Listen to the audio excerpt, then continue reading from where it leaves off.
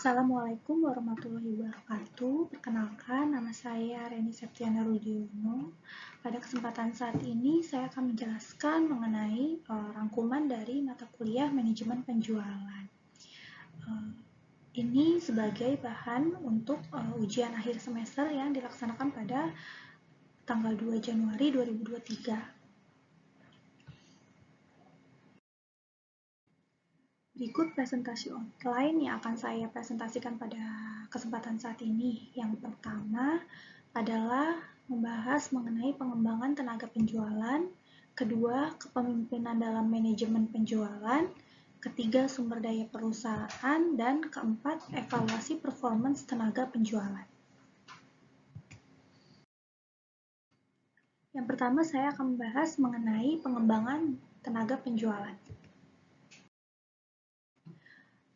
Pentingnya tenaga penjualan karena tenaga penjualan sebagai ujung tombak perusahaan memiliki eksistensi yang sangat penting. Tenaga penjualan berada dalam lingkungan kerja yang penuh dengan tekanan, bekerja dengan target, dan menghadapi berbagai bentuk penolakan. Jadi, tenaga penjualan menurut saya itu sangat penting memiliki pengetahuan yang luas dan knowledge skill yang tepat dan mental pemenang agar berhasil dalam setiap pencapaian dan tujuan target perusahaan itu sendiri.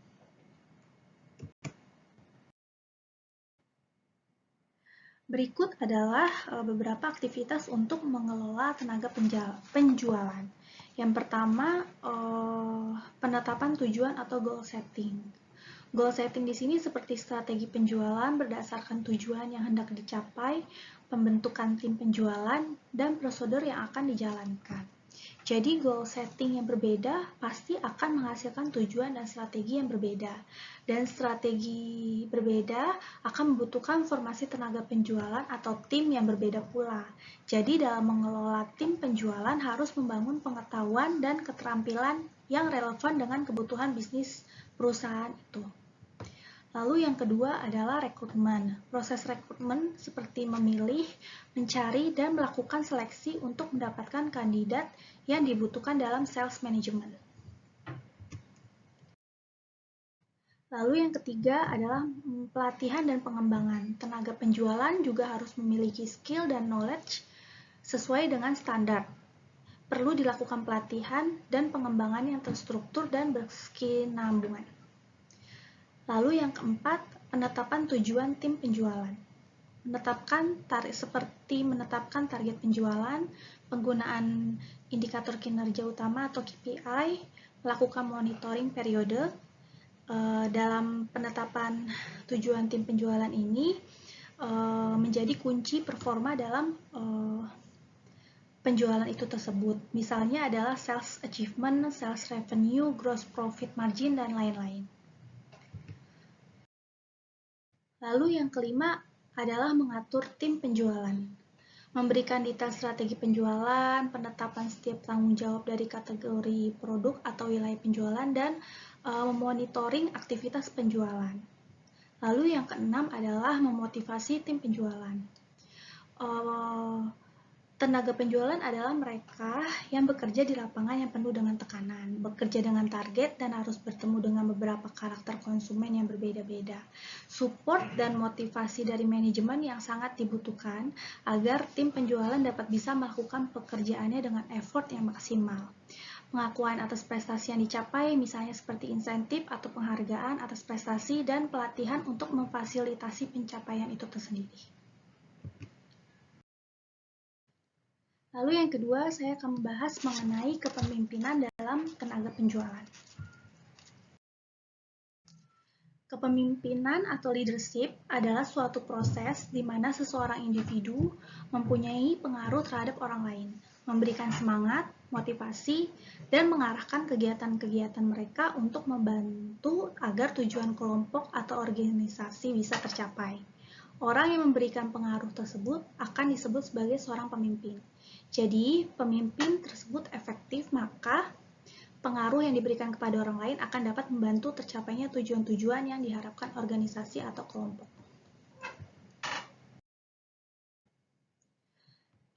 Untuk menghasilkan penjualan dengan sukses, sejumlah fungsi tambahan juga dilakukan oleh sebagian besar tenaga penjualan. Berikut adalah tanggung jawab tenaga penjualan. Yang pertama adalah proses pencarian. Dalam proses pencarian ini adalah mencari dan memanggil pelanggan yang sampai sekarang belum membeli dari perusahaan itu sendiri. Kebutuhan pencarian ini dibutuhkan atas masalah yang terkadang terkait dengan tenaga penjualan. Utamanya mereka yang telah bekerja untuk perusahaan yang sama selama bertahun-tahun, di mana mereka mengandalkan pelanggan yang sudah mapan untuk menyediakan pesanan berulang daripada secara aktif mencari bisnis baru. Lalu yang kedua ada database dan manajemen pengetahuan. Basis data dan pengetahuan pelanggan tidak hanya penting untuk mencari calon konsumen pelanggan, pendekatan sistematis untuk pencatatan pelanggan juga direkomendasikan kepada semua tenaga penjualan yang melakukan panggilan ulang. Seorang tenaga penjualan harus mencatat informasi pelanggannya seperti nama, alamat perusahaan, sifat bisnis, penilaian potensi, kebutuhan pembeli, penjualan masa lalu, masalah atau peluang yang akan dihadapi, tindakan masa depan dan pihak penjual dan pembeli, dari pihak penjual dan pembeli. Lalu yang ketiga ada manajemen diri. Seorang tenaga penjualan mungkin harus mengatur rencana panggilan mereka sendiri yang melibatkan pembagian wilayah menjadi beberapa bagian yang akan dicakup hari demi hari dan memutuskan rute terbaik untuk diikuti antara panggilan. Seringkali masuk akal untuk membagi suatu wilayah menjadi segmen-segmen yang memancar keluar dengan rumah tenaga penjualan di pusatnya. Setiap segmen dirancang agar cukup kecil dan untuk dicakup oleh tenaga penjual selama 1 hari kerja. Lalu yang keempat, menyediakan layanan. Tenaga penjualan berada dalam posisi yang sangat baik untuk memberikan layanan konsultasi kepada pelanggan mereka. Karena mereka bertemu banyak pelanggan setiap tahun, mereka menjadi akrab dengan solusi untuk masalah tersebut. Dengan demikian, seorang tenaga penjualan mungkin dapat memberi saran kepada pelanggan tentang peningkatan produktivitas atas pemotongan biaya. Lalu yang kelima ada manajemen hubungan. Tanggung jawab utama lainnya bagi tenaga penjualan adalah manajemen hubungan. Hubungan antara tenaga penjualan dan pelanggan. Namun ada serangkaian hubungan yang harus dikuasai oleh seorang tenaga penjualan dalam lingkungan penjualan yang kompleks antara tenaga penjualan dengan orang lain yang penting di dalam perusahaan untuk memastikan proses penjualan itu dapat lancar dan pengiriman yang efisien dan layanan produk itu sendiri. Lalu yang keenam ada strategi penjualan. Menerapkan strategi penjualan. Tenaga penjualan juga bertanggung jawab untuk menerapkan strategi penjualan dan pemasaran yang dirancang oleh manajemen.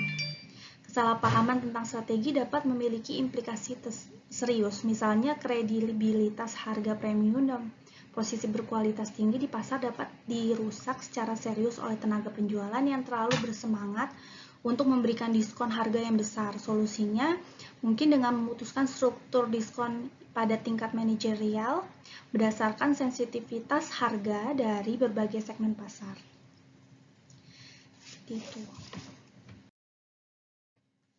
Lalu yang ketiga, saya akan membahas mengenai sumber daya manusia dalam perusahaan. Sumber daya manusia merupakan individu yang bekerja dengan sebuah perusahaan maupun industri dengan kemampuan yang sudah dimiliki sesuai kriteria yang diperlukan dan harus tetap dilatih dan dikembangkan untuk dapat mencapai suatu tujuan.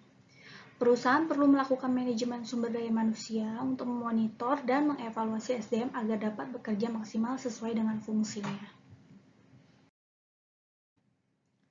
Berikut adalah fungsi manajemen SDM. Yang pertama adalah perencanaan atau planning. Fungsi perencanaan dilakukan dengan mengkaji, menelaah, mengamati, serta memperhitungkan poin-poin tertentu untuk membuat keputusan. Contohnya saat rekrutmen perlu dilakukan perencanaan untuk memastikan jumlah karyawan yang akan diterima sesuai dengan divisi dan bidang keahlian yang dibutuhkan. Lalu yang kedua ada pengorganisasian. Fungsi pengorganisasian bertujuan untuk membagi pekerjaan sesuai divisi dan bidang keahlian masing-masing, serta memelihara hubungan kerja yang baik antara pekerja. Fungsi ini berperan penting untuk menjaga kinerja pekerja sesuai dengan divisinya masing-masing, tetapi memiliki tujuan yang sama. Lalu yang ketiga adalah pengarahan atau direction. Fungsi pengarahan juga disebut sebagai actuating atau menggerakkan karena prosesnya biasa dilakukan oleh pemimpin kepada karyawannya dengan memberikan instruksi, bimbingan, serta pengawasan kinerja pekerja. Fungsi ini bertujuan agar seluruh pekerja dapat bekerja sama secara efektif dan efisien untuk mencapai tujuan perusahaan. Lalu yang keempat ada pengendalian atau controlling. Fungsi pengendalian bertujuan untuk mengatur semua proses kegiatan agar berjalan sesuai rencana. Apabila ada kegiatan yang tidak sesuai rencana, maka harus mencari jalan keluar maupun diberi sanksi. Pengendalian juga berfungsi untuk memperbaiki dan mencari solusi dari permasalahan yang timbul selama proses bekerja. Lalu yang kelima ada pengelolaan kompensasi. Kompensasi merupakan upah yang diberikan kepada pekerja untuk kontribusinya kepada perusahaan. Pemberian kompensasi harus sesuai dengan kesepakatan awal kontrak termasuk upah lembur, tunjangan, maupun bonus tahunan. Lalu yang terakhir adalah pengembangan SDM. Manajemen sumber daya manusia diharapkan dapat memberikan pelatihan maupun pengembangan untuk meningkatkan keahlian pekerja. Dengan perkembangan zaman dan kemajuan teknologi saat ini, pekerja diperlukan pelatihan khusus agar dapat beradaptasi dengan perkembangan ilmu dan teknologi.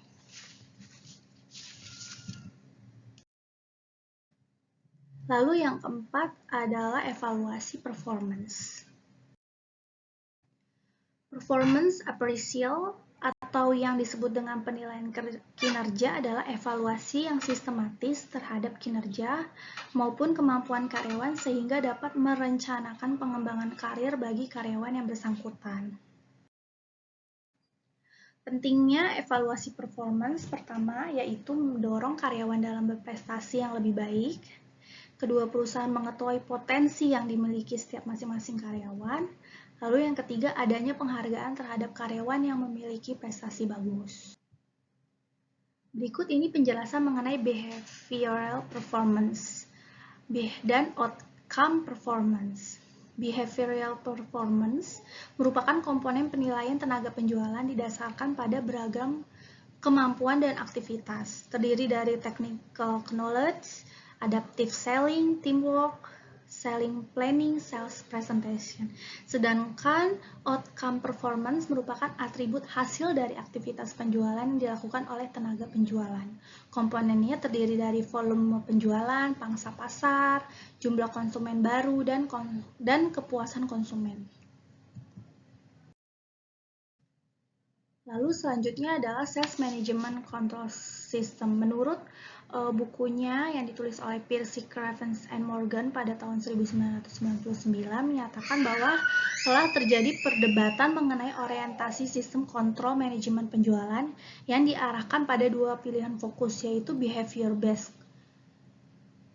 based atau kontrol untuk mempengaruhi perilaku wiraniaga dan outcome based yang bertumpu pada pencapaian volume penjualan.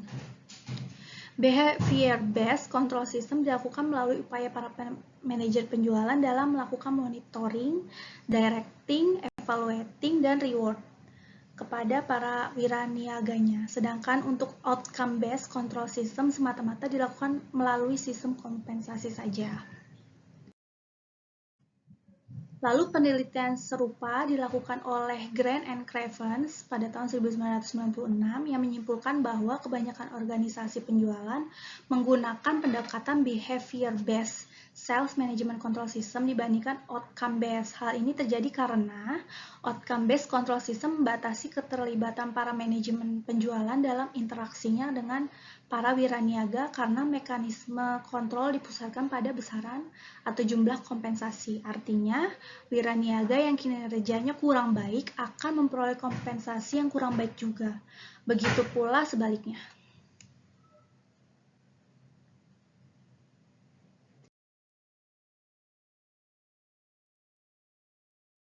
Demikian presentasi saya pada saat ini. Semoga dengan presentasi ini saya mendapatkan nilai yang baik dalam ujian akhir semester manajemen penjualan. Untuk itu akhir kata saya sampaikan terima kasih. Assalamualaikum warahmatullahi wabarakatuh.